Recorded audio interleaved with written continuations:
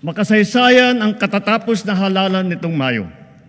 Kaya pinaparating ko ang aking buong pusong pagpupugay sa ating mga kababayan, lalo na sa mga kabataang botante. Sa atin lahat dito, isang tabi na natin ang ating pagkakaiba at magkasundo na sa tatlong bagay na nagbibigkis sa atin. Sa ating pagiging Pilipino, ang ating pagiging makabansa, at ang ating sinumpang tungkulin sa taong bayan. Malinaw sa akin ang mensahe ng naging resulta ng halalan.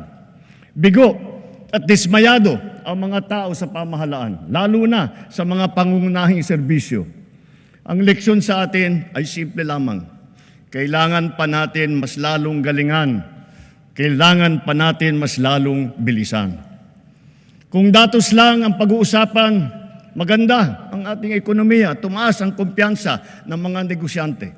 Bumaba ang inflation, dumami ang trabaho. Ngunit ang lahat ito ay palamuti lamang, walang saysay, kung ang ating kababayan naman ay hirap pa rin at nabibigatan sa kanilang buhay.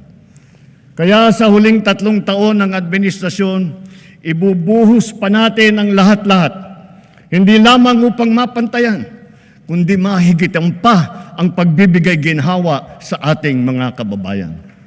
What? Diba? Nakakaputang ina.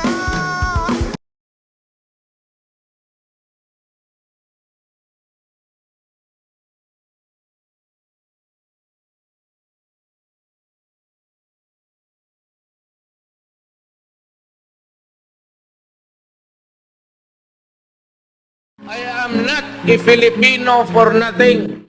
I did what I had to do. And whether you believe it or not, I did it for my country.